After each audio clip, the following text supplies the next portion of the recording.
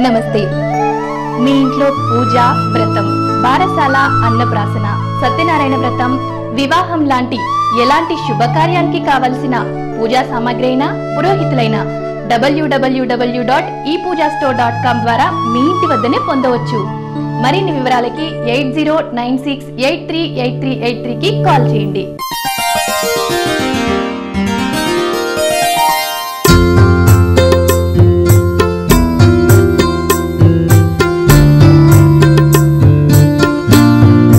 అందరికీ మరొకసారి దుర్ముఖినామ సంవత్సర ఉగాది శుభాకాంక్షలు. ఈ దుర్ముఖినామ సంవత్సరంలో నవనాయక ఫలం ఎలా ఉందో ముందుగా చూద్దాం. అంటే భవిష్యత్ భారతం అన్నమాట, భవిష్యత్ ప్రపంచం అన్నమాట. ఏ విధంగా ఉండబోతోంది అని చెప్పని ఈ నవనాయక ఫలం ద్వారా మహర్షులు మనకు తెలియజేస్తున్నారు. ముందుగా రాజ్యాధిపత్యం శుక్రుడికి వచ్చింది. బ్రాహ్మణ గ్రహం అయినటువంటి శుక్రుడికి రాజ్యాధిపత్యం వచ్చింది. మద్యపాన వినియోగం అధికమవుతుంది. చౌకబారు మద్యం ఏరులై ప్రవహిస్తుంది. అందరికీ సమన్యాయం జరగదు. వ్యవసాయం చేయటం జూదంగా మారుతుంది. శృంగార కార్యకలాపాలు, అక్రమ సంబంధాలు, అందులో ఆందోళన కలిగించేటువంటి క్రిమినల్ విషయాలు ఎక్కువ అవుతాయి. ఉన్నత స్థానాల్లోని ప్రముఖుల శృంగార భాగవతాలు సంచలనం సృష్టిస్తాయి. విదేశీ మద్యానికి ప్రాధాన్యత ఎక్కువ అవుతుంది. బంగారు ఆభరణాలు, ఖరీదైన వస్త్రాలయాలు ప్రత్యేక ఆకర్షణగా నిలుస్తాయి. బంగారం ధర పెరుగుతుంది. జనాదరణ పెరుగుతుంది. బంగారం ధర అందుబాటులో ఉండదు. నేర రంగంలో స్త్రీల పాత్ర అధికమవుతుంది. విద్య, వైద్యం, సాంకేతిక రంగం, క్రీడా, సాంస్కృతిక రంగాల్లో స్త్రీలు బాగా రాణిస్తారు. స్త్రీలపై అత్యాచారాలు, అఘాయిత్యాలు అధికం కాకుండా ప్రభుత్వం చర్యలు తీసుకోవాలి. నిర్భయ చట్టం లాంటి చట్టాల ఉనికి ప్రశ్నార్థకం అవుతుంది. స్త్రీలకు అనుకూలంగా మరిన్ని చట్టాలు, ప్రభుత్వ ఉత్తర్వులు విడుదలవుతాయి. బాలబాలికల్లో బాలికల ప్రతిభా పాఠవాలు ఎక్కువ అవుతాయి. అధునాధున సాంకేతిక పరిజ్ఞానం యువతను చెడగొట్టడంలో ప్రధాన పాత్ర వహిస్తుంది. దేశానికి ఆశాజ్యోతుల్లా ఉండవలసిన యువతీ యువకులు నిర్వీర్యం అవుతారు. కల్తీ మద్యం అనేక జీవితాలను, కాపురాలను మృత్యుగుహలోకి నెడుతుంది. గూఢచార సంస్థలు ఘోరంగా విఫలమవుతాయి. విద్రోహ చర్యలు ఆందోళన, భయం కలిగిస్తాయి. పాలకుల ఆదేశాలను అధికారులు అమలు చేయరు. క్రీడలలో రాజకీయాలు ఎప్పుడూ లేని విధంగా చోటు చేసుకుంటాయి. పురుషుల క్రికెట్ టీం కంటే కూడాను మహిళా క్రికెట్ టీము బాగా రాణిస్తుంది. అధికారులు ప్రభుత్వ ఉత్తర్వులను అమలు చేయరు. అదేవిధంగా క్షణికమైనటువంటి ఆవేశంలో నేరాలు చేసేవారు అధికమవుతారు. నేర రంగంలో నూతనమైనటువంటి విషయాలు కనుగొనబడతాయి. నల్లబజారు వ్యాపారం ప్రజలకు ఇక్కట్టును గురి చేస్తుంది. జపాన్, హవాయి దీవుల్లో అగ్నిపర్వతాలు బద్దలవుతాయి. భార్యాభర్తల మధ్య విభేదాలు అధికమవుతాయి. విడాకులు తీసుకునే వారి సంఖ్య గణనీయంగా పెరుగుతుంది. ప్రేమ వివాహాలు నిజాయితీని, నిబద్ధతని కోల్పోతాయి. పిల్లల పెంపకం అత్యంత కష్టంగా మారుతుంది. అనారోగ్యకరమైన తినుబండారాలు, అనారోగ్యకరమైన పానీయాలు ప్రజల్లో విస్తృతంగా చోటు చేసుకుంటాయి. ప్రభుత్వం ప్రేక్షక పాత్ర వహిస్తుంది. తీవ్రవాద చర్యలు అణిచివేయడానికి ప్రభుత్వ పరంగా ఎన్నడూ లేని విధంగా కఠిన చర్యలు తీసుకోబడతాయి. ఇరుగు పొరుగు దేశాల వల్ల భారతదేశానికి తీవ్రమైనటువంటి ఇబ్బందులు ఏర్పడతాయి. తెలుగు రాష్ట్రాల్లో కరువు కాటకాలు సంభవిస్తాయి. ఇక మంత్రిత్వం బుధుడికి వచ్చింది. ఇందువల్ల ఫలితం ఏంటంటే న్యాయ వ్యవస్థ ప్రజల జీవనంలో ఒక ప్రధాన భాగం అవుతుంది. చాలా విషయాల్లో న్యాయ వ్యవస్థ జోక్యం అనివార్యంగా వస్తుంది. న్యాయ వ్యవస్థకు ప్రభుత్వానికి మధ్య విభేదాలు ఏర్పడే పరిస్థితి సంభవిస్తుంది. చట్టసభలకు, న్యాయ వ్యవస్థకు, ప్రభుత్వానికి మధ్య విభేదాలు పొడచూపుతాయి. ప్రభుత్వ ఉత్తర్వులకు వక్ర భాష్యం చెప్పి సొంత పనులు చక్కబెట్టుకునే అధికారులు ఎక్కువ అవుతారు. ముఖ్యమైనటువంటి బాధ్యతలు నిర్వహించవలసిన అధికారులు వివిధ రకాల కారణాల వల్ల తమ బాధ్యతల్ని సక్రమంగా నిర్వర్తించలేకపోతారు. కొందరు అధికారులు పోటీ ప్రభుత్వాన్ని నడుపుతారు. నీతి నిజాయితీలను తుంగలో దొక్కి అవినీతి కేంద్ర బిందువుగా తయారవుతారు. ప్రభుత్వ సంబంధమైన ఆస్తులు, భూములు బలవంతుల చేత ఆక్రమించుకోబడతాయి. ఆకుకూరలు, దుంపకూరలు ధర అధికమవుతుంది. కుళ్ళు రాజకీయాలు అధికమవుతాయి. నాయకులు హుందాగా ప్రవర్తించరు. ఆదర్శవంతమైనటువంటి నాయకులు నల్లపూసలవుతారు, కనపడరు.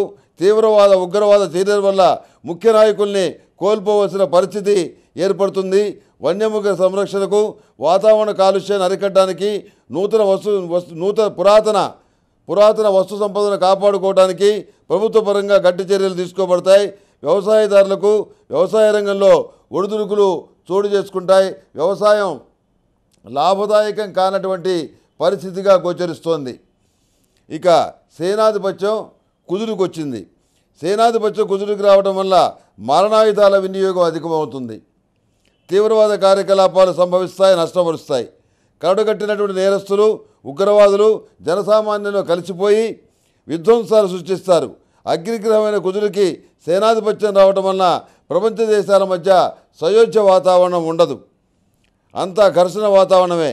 వ్యక్తిగత రక్షణ, ఆస్తుల పరిరక్షణ, పౌర హక్కులు రక్షణ పెను సవాలుగా మారుతుంది. కిడ్నాపులు, అనుమానాస్పద మృతులు ఎక్కువ అవుతాయి. బంగారం ధరించడం ప్రాణాంతకం అవుతుంది.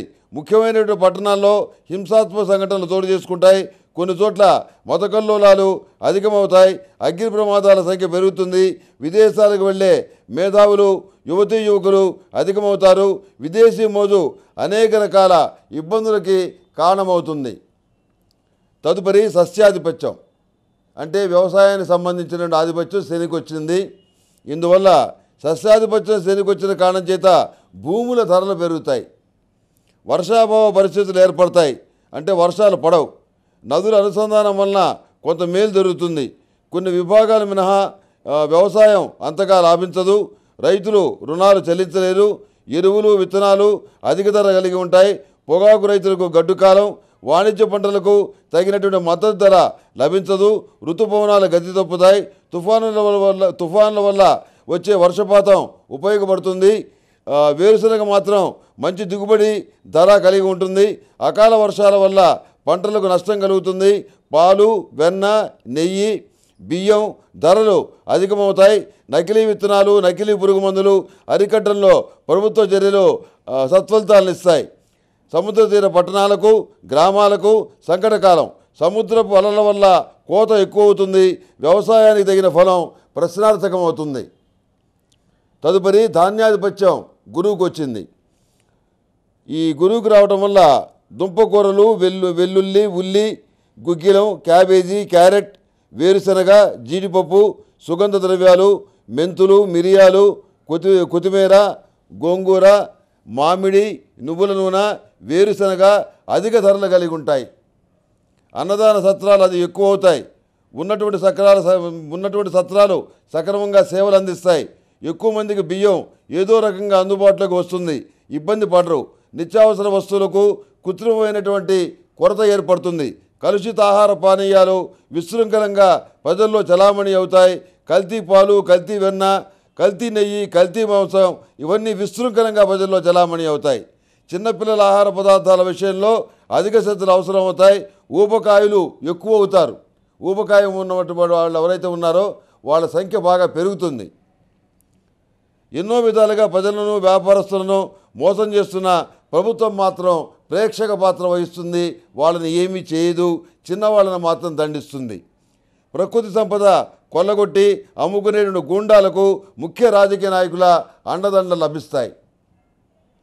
ఇక అర్ఘ్యాధిపత్యం కుదురుకొచ్చింది. పసుపు, గులాబీ రంగు వస్త్రాలకు ప్రజాదరణ నోచుకుంటాయి. దక్షిణ భారతంలో అన్ని రాష్ట్రాలకు ప్రతికూల కాలం. భూకంపం, హుదూద్ వంటి తుఫాను సంభవిస్తాయి. అన్ని దేశాల్లోనూ ప్రకృతి ఉపద్రవాలు అధికమవుతాయి. ప్రకృతి నిర్దయ, పోరాటాలు, తీవ్రవాద దుశ్చర్యల వల్ల దుబాయి పరిసర ప్రాంతాలు, Iran, Iraq, Kazakhstan, Afghanistan, Pakistan మొదలగు దేశాలకు అరిష్టకాలం. వడగండ్ల వాన, ఎరుపు రంగు నీళ్లు, వర్షాలు, విచిత్రమైన వానలు సంభవిస్తాయి. వజ్ర సంపదకు, విలువైన రాళ్లకు గిరాకీ ఏర్పడి ప్రజల్లో పోరాటాలు అధికమవుతాయి. పట్టణ ప్రాంతాల్లో వర్షాల వల్ల, వరదల బీభత్సం వల్ల అప్రశాంతమైన వాతావరణం నెలకొంటుంది. ఇదంతా హైటెక్ కాలం. అన్నీ ఆన్లైన్లోనే దొరుకుతున్నాయి. మరి మన ఇంట్లో జరిగే శుభకార్యానికి కావలసిన పూజా సామాగ్రి కోసం మీరింకా మార్కెట్కే వెళ్తున్నారా? అయితే www.epoojastore.comలో ఆర్డర్ చేయండి. మరిన్ని వివరాలకి సంప్రదించండి 8096838383.